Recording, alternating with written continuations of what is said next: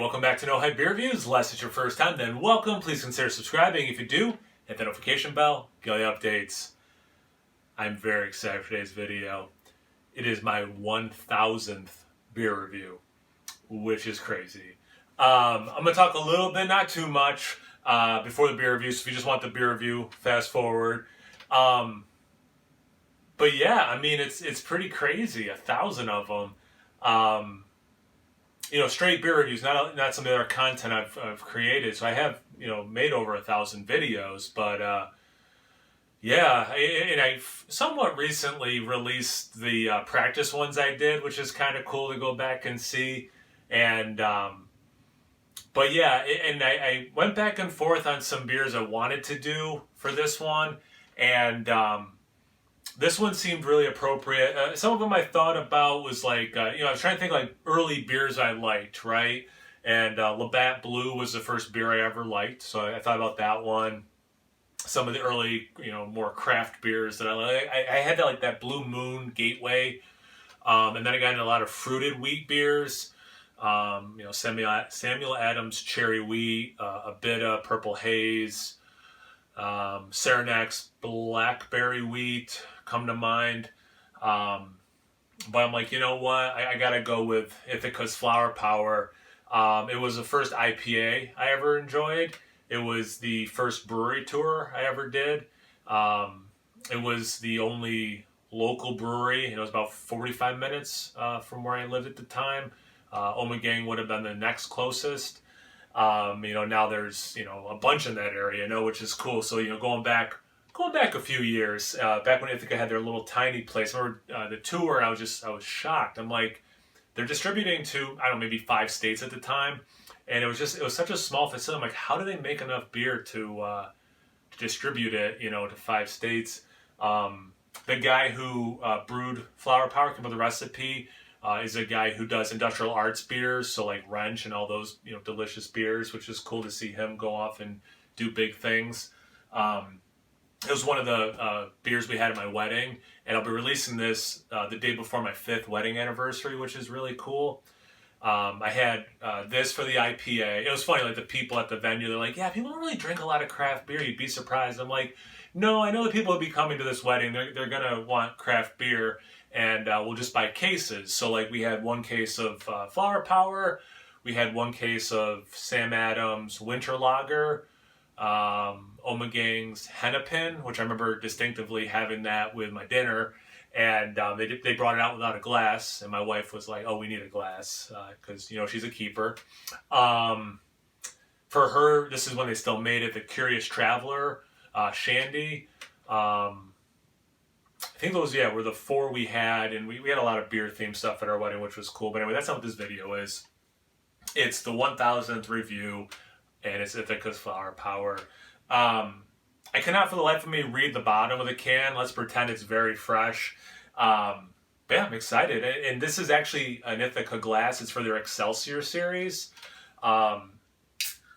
It's fancy. And it's Ithaca, so somewhat proper glassware. I think, if I remember correctly, I did review a variant of this Mosaic, maybe. But I've never reviewed this, and I kind of got to a point where I'm like, maybe I should wait till something like my 1000th review to do it. Lovely amount of carbonation. It's a dark Pilsner kind of a color. I used this descriptor recently. It kind of has that amber color from Jurassic Park with the insect. This lovely amount of carbonation, so many bubbles. Yeah, just a beautiful color. Barely over a finger of slightly off-white head, small bubbles. I just had another memory. So funny, like, back in the day, trading this for, like, High Lie or something. Now you can get, both easily, relatively speaking, at least in New York. But, yeah, anyway, just happy memories with Flower Power. What trade value used to be. Can you imagine trying to trade for something with Flower Power now? Yeah, just a beautiful looking beer. Let's get into the aroma. It's one of the things I get in Flower Power is this West Coast version of pineapple, like West Coast IPA version of pineapple. This is one of those like early East Coast style IPAs, a little less dank, things like that. But it has that, you get like with Galaxy and Vic's Secret. I don't know what hops are in this, but with the New England style, can be very, juicy pineapple, crushed pineapple. This has that. I know it's a beer, but it's tricking me into thinking it's a little bit like pineapple. It has that. It also has some citrus.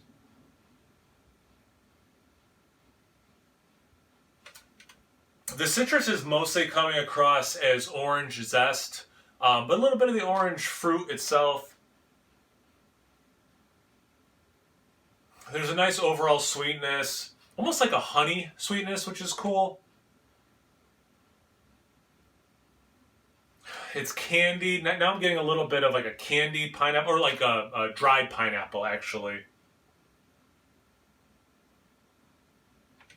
I mean, it smells great. I do like this beer, and it's been a while since I've had it. Let's get into the taste. Cheers.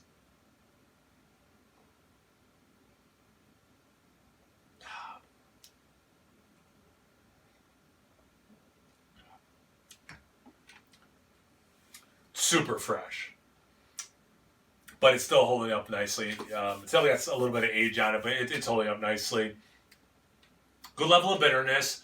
Definitely some of that sweet maltness coming through. I'm actually glad I mentioned honey in the aroma. The malt bill, at least the way it's coming through now, has a little like a honey malt thing, which is cool. It does have that orange juice and the orange zest. It's like you candied orange peels. It's very much that thing.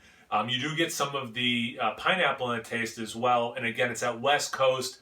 If you've ever had like a classic West Coast IPA, and you get that thing that tastes like pineapple, it's that version of it. So specific.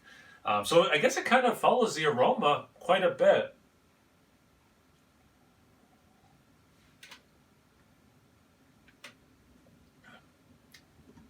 There's like a orange marmalade is the other thing. I still like my candied orange peel, but this is interwoven with what I'm talking about with that flavor as well. In some ways it's crisp. There's a really nice level of dankness on my tongue now. Like resin, it's like firmly planted on my tongue right now. It tastes good. It's not overly dry, but it is inviting for another sip, which is, very pleasant experience. I could drink this beer very quickly. It does have some pininess too, which makes sense with the resin and the aftertaste. So you are getting a nice level of fruitiness, but then those classic West Coast IPA things as well. And again, like based on the style and being one of those early, East Coast style, trying to be, their own thing and different and branch off. You're getting that in this beer, which is it's lovely.